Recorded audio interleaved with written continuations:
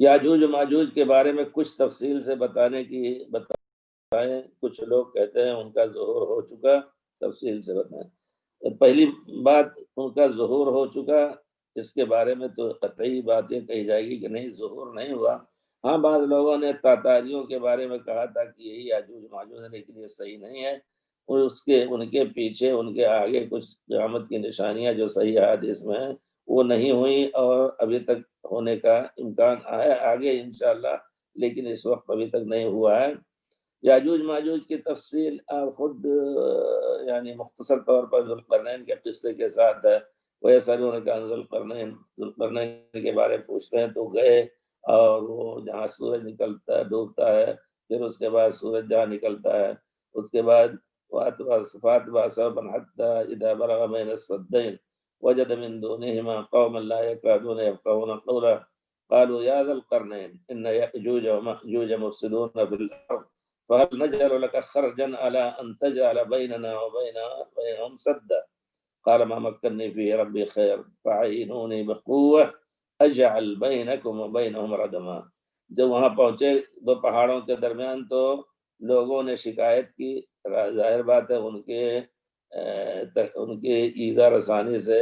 وہ زچ رہے ہوں گے، اور ایذا رسانی سے وہ پریشان رہے ہوں گے، تبھی کہا ان یاجوج و ماجوج یا ذا القرنین ان یاجوج و ماجوج مفسدون فی الارض، یہ زمین میں فساد پھیلانے والے قوم ہے۔ فہل نجعل لک خرجا علی ان تجعل بیننا وبینہم سدا، ہم تمہارے لیے خرچ مہیا کر دیتے ہیں، یعنی جو خرچ لگے گا اس کو ہم مہیا کر دیتے ہیں، تم اپنے ذریعے سے ہمارے اور ان کے درمیان ایک بہت بڑی دیوار اٹھا دو۔ سد سکندری اسی وجہ سے مشہور ہے۔ قال نجعل لك خرجا على ان تجعل بيننا وبينهم سدا قال ما مكنني فيه ربي خير۔ خرچ کا مسئلہ یا پیسوں کا مسئلہ وہ آسان ہے، اللہ نے بہت کچھ ہمیں دے رکھا ہے۔ ما مكنني فيه ربي خير فاعینونی بقوت اجعل بین، ہمارے ساتھ آ کر کے اپنی طاقت سے، اپنی محنت سے بھی کچھ مدد کرو، اٹھاؤ پٹھاؤ رکھو جو کچھ ہے، اور پھر یہ کام کیا جائے۔ فاعینونی بقوت اجعل بینکم وبینہم ردما آتونی زبر الحدید حتی اذا ساوى بین الصدفین، لوہے کی پٹریاں یا لوہے کے تخت لا کر کے رکھے جاتے تھے نیچے اوپر، اور پھر ہولڈنگ کیا جاتا تھا۔ سبحان اللہ، سبحان اللہ، اس زمانے میں ہولڈنگ کی کا طریقہ تھا۔ ما مكنني فيه ربي خير فاعینونی بقوة اجعل بینکم وبینہم ردما آتونی زبر الحدید حتی اذا ساوى بین الصدفین، دونوں پہاڑوں کے درمیان جب اونچی دیوار بن گئی، پیچھے وہ لوگ ہیں، قال آتونی افرغ علیہ قطرہ، اس پر ہم ڈالیں رانگا اور کچھ، اس کے بعد جوڑ کر کے ایسا مضبوط کر دیا کہ پھر اس کو وہ اکھاڑ نہیں سکتے۔ آتونی زبر الحدید حتی اذا ساوى بین الصدفین قال انفخوا حتی اذا جعله نارا قال آتونی افرغ علیہ قطرہ فما استطاعوا ان یظہروا وما استطاعوا له نقبا۔ پھر وہ اس کو سوراخ کرنے کی طاقت نہیں رکھے، وہ اب تک اس کے پیچھے ہیں، قطعاً ہمیں اس پر یقین رکھنا ہے۔ اب اگر کوئی کہے کہ نہیں، پوری دنیا ایک کمرے کی طرح ظاہر ہو چکی ہے اور وہ ان کا وجود کہیں نہیں نظر آتا ہے، تو ہم جھٹلائیں گے، کیونکہ قرآن ہمیں ان کی خبر دیتا ہے، ان کا وجود ہے، ان کے سد سکندری کا وجود ہے، اور اس پہاڑ کے پیچھے جہاں وہ چھپے وہاں تک لوگ ابھی نہیں پہنچے ہیں، یا پہنچے ہوں لیکن اللہ نے ان کو دکھایا نہ ہو۔ بہرحال تو لیکن یہاں ایک اور حدیث رسول صلی اللہ علیہ وسلم کا حوالہ ہم سامنے رکھیں کہ پیارے رسول صلی اللہ علیہ وسلم، تعداد ان کی بہت زیادہ، قیامت کے دن حدیث شریف میں ہے کہ اللہ تعالیٰ کہے گا یا آدم، اے آدم علیہ السلام، اخرج بعث النار، جہنم کی فوج کو نکالو۔ تو حضرت آدم پوچھے کیسے نکالیں؟ تو اللہ تعالیٰ کہیں گے کہ ہر 1000 میں سے جہنم کے لیے 999 آدمیوں کو نکالو۔ ہونا یشیب الطفل، کہتے ہیں حدیث شریف میں ہے کہ جب یہ بات آئے گی تو خوف میں لوگ بچے بوڑھے، ان کا بال پک جائے گا، بوڑھے ہونے لگیں گے۔ تو لیکن ایک خوشخبری کی بات یہ بھی ہے کہ پیارے رسول صلی اللہ علیہ وسلم نے فرمایا ہے کہ جب جہنم میں کے لیے نکالے جائیں گے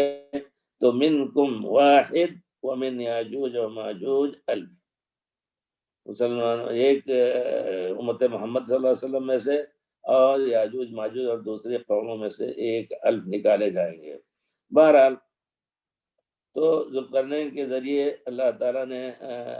حتیٰ اذا فتحت یاجوج و ماجوج ومن کل حدب ینسلون واقترب الوعد الحق، جب کھل جائے گا یہ راستہ اور یہ سد سکندری میں سوراخ ہوگا تو نکلیں گے اور چھلانگیں لگاتے ہوئے فلسطین اور دریائے اس کو بحیرہ طبریہ تک پہنچیں گے۔ اس درمیان بہرحال یہ بھی ہے حدیث پیارے رسول صلی اللہ علیہ وسلم ایک مرتبہ سوئے ہوئے تھے اور اٹھے آپ تو گھبرائے ہوئے اٹھے، آپ کا چہرہ مبارک سرخ تھا۔ کہ للعرب من شر قد اقترب، عربوں کے لیے ویل ہو اس شر کے اندر وہ پڑھنے والے ہیں جو قریب آ چکا ہے۔ فتح اليوم من ردم یاجوج ماجوج ہکذا وعقد 90، یہ 90 کا عقد ہے۔ پیارے رسول صلی اللہ علیہ وسلم فرمایا کہ آج کے دن یاجوج ماجوج کے ردم میں سے اتنا کھل چکا ہے، اب وہ نکلیں گے تو اب ظاہر بات ہے۔ بہرحال لیکن اللہ کی قدرت سے ابھی تک نہیں نکلے ہیں، وہ نکلیں گے سب سے پہلے، پھر اس کے بعد عیسیٰ علیہ السلام اتریں گے اور عیسیٰ علیہ السلام کے زمانے میں وہ سب فساد مچائیں گے۔ اس سے پہلے اللہم صلی علی محمد، دجال نکلے گا سب سے پہلے، بڑے علامات میں سے دجال نکلے گا، اور دابت الارض صفا سے، پھر دجال کے بعد حضرت عیسیٰ علیہ السلام کو اللہ تعالیٰ اتارے گا باب اللد پر، پھر وہ دجال کو قتل کریں گے۔ اس درمیان وہ یاجوج ماجوج نکلیں گے اور جہاں پہنچیں گے سب کو کھیتی ہو، باغیچے ہوں، آدمی ہوں، جانور ہوں، سب کو ہلاک کرتے جائیں گے کھاتے پیتے، یہاں تک کہ بحیرہ طبریہ میں پہنچیں گے، تمام پانی خشک ہو جائے گا، پی لیں گے۔ پھر اس کے بعد لوگ آ کر کے حضرت عیسیٰ علیہ السلام سے، لفظ جو حدیث میں آتا ہے یستغیثون، مجھے یاد آتا ہے کہ گویا مدد طلب کریں گے، یہ نہیں کہ اللہ سے جس طرح مدد طلب کی جاتی، یعنی آپ کچھ کر سکتے ہو تو کریں، بہت ان کے شر بڑھ رہے ہیں، تو پھر حضرت عیسیٰ علیہ السلام دعا کریں گے تو اللہ تعالیٰ کیڑا بھیجے گا ان کے لیے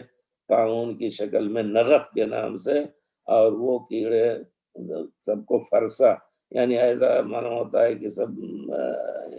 شکار ہو گئے، مارے جا رہے ہیں، دھڑا دھڑ مر رہے ہیں، اور وہ مر کر کے پھر پورے طور پر ختم ہو جائیں گے، اور پوری دنیا ان کے زہم یا ان کے بدبو سے پریشان ہوگی۔ پھر حضرت عیسیٰ علیہ السلام دعا فرمائیں گے، اللہ تعالیٰ تیز پانی بھیجے گا اور سب کو بہا لے جا کر کے سمندر میں ڈال دے گا، اور پھر زمین کالزلفہ، آئینے کی طرح صاف ہو جائے گی۔ یہ قصہ بیان کیا گیا ہے۔ پھر اس کے بعد حضرت عیسیٰ علیہ السلام جیسا کیا تھا، گویا عیسیٰ علیہ السلام کے پہلے وہ یا اسی زمانے میں نکلیں گے اور حضرت عیسیٰ علیہ السلام کے زمانے میں فساد مچائیں گے، تو حضرت عیسیٰ علیہ السلام کا نزول قطعاً نہیں ہوا، اسی طرح جب دجال کا ظہور نہیں ہوا، تو لوگوں کا کہنا کہ نہیں یاجوج ماجوج نکل چکے ہیں، یہ چیز صحیح نہیں ہے۔ زیادہ تفصیل اگر ہے تو کچھ کتابیں ایسی ابن کثیر کی جو نہایہ ہے اس میں دیکھا، نہایہ یعنی بدایہ و نہایہ، بدایہ معنی پیدائش خلق سے لے کر کے پھر آخری قیامت تک کے حالات پر جو کتاب لکھی انہوں نے، اپنی تاریخ، اس کو تاریخ ابن کثیر بھی کہتے ہیں۔ بہرحال یہ تھوڑا سا تفصیل ہے۔